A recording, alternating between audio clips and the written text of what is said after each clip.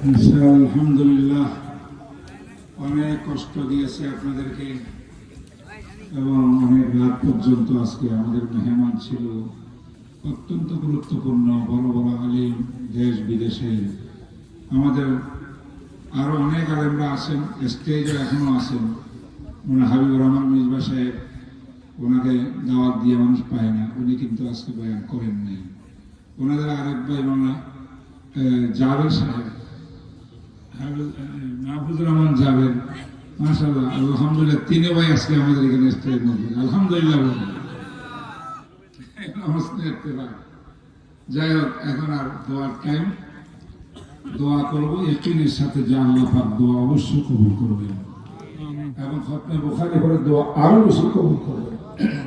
আল্লাহুম্মা আমিন। রব্বানা যালামনা আনফুসানা ওয়া ইন লাম তাগফির লানা ওয়া তারহামনা